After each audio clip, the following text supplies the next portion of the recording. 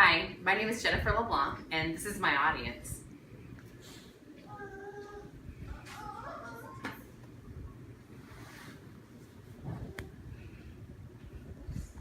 So today, I'm going to give a presentation about binge drinking and why nobody should binge drink.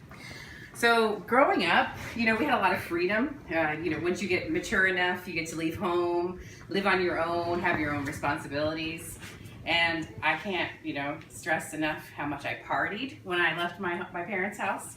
I joined the Navy, and it all went downhill from there. Parties, drinking, hanging out at the clubs, thinking I was so cool. Well, with that freedom comes decisions that we all have to make, right? We have responsibilities. We have to pay for our vehicles, our apartments. A lot of people make the decision to binge drink, especially on the weekends when you want to blow some steam after a long week of tough job or ridiculous boss. Well, according to the CDC, 38 million U.S. adults binge drink. This greatly increases our chances of getting hurting others, getting into car crashes or violences or suicide happening. And I've created a little slideshow to go with my presentation. So there's the freedom that we talked about, right? We all get freedom, and there's nothing like it. Nothing like that freedom that we get. But again, with that comes responsibilities. So let's define binge drinking. Binge drinking for men and women is different. It's defined differently. The National Institute for Alcohol Abuse reported in 2014 that alcohol-impaired driving and fatalities accounted for 9,967 deaths. 31% of all of these accidents were driving accidents, overall driving accidents.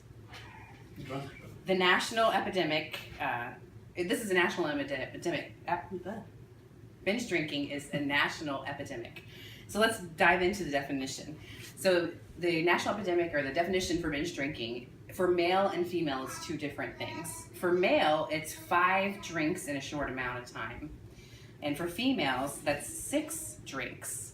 Now, not only is it an epidemic and it affects everybody, it's different for everybody. People are influenced when they go to parties to drink. If you want to fit into the right crowd, or be like everybody else, or even at a party you want to play beer pong.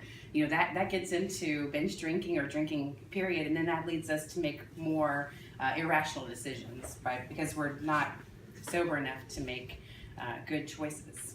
So it leads to alcoholism. Binge drinking can lead to depression. It can lead to unwanted pregnancies, sexually transmitted diseases because you're having sex and not, smart enough, or not impaired enough to make smart decisions to use sexual, condoms or what have you. It can lead to violence. It can lead to jail time. It can lead to alcohol poisoning. It can lead to binge drinking can lead to confusion and decreased heart rate.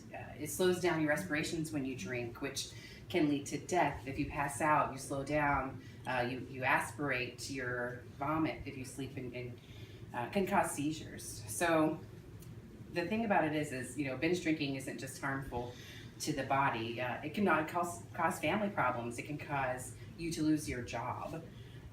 The irresponsibilityness of drinking, can lead to very bad things in your life. For the family, you spend so much money on alcohol, it can lead to neglect. You can neglect your kids if you're out partying with your friends. Your kids are at the house, they're underage, and you're neglecting them, essentially. You're letting the kids do whatever they want while you get drunk. It can lead to driving under the influence, tickets, again, loss of jobs, fatalities in other people and yourself. And if you're pregnant and you drink, it can lead to, killing your fetus, or your fetus being alcohol syndrome, fetal alcohol syndrome. There's just a few. These are just a few of the many negative results from drinking and binge drinking, and alcohol abuse is a serious subject. If you are someone that you know needs help with alcoholism, there's many places that you can get help. And you can go to a psychiatrist, a social worker, chaplains, friends, family members. The effects that alcohol has on the body is detrimental to you, your health, your finances. Statistically, binge drinking, people become alcoholics.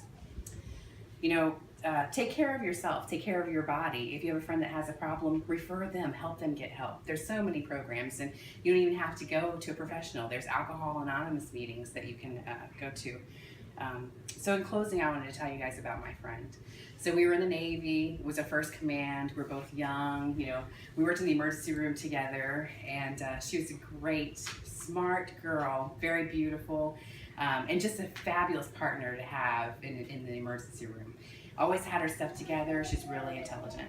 And one day, you know, she went to a party, and of course it was a Navy party, so, you know, Navy people equals lots of alcohol, lots of stupid decisions, and she drank that night, and she drove herself home, and she didn't make it home because she died. And so she's never going to know what it's like to be a mom, a wife. She's never going to know what it's like to have a family or go to college. So what it all boils down to is don't drink and drive, don't binge drink, don't put your body in a situation that it doesn't need to be in, and educate people about the risk of alcohol. People think it's safe. Thank you.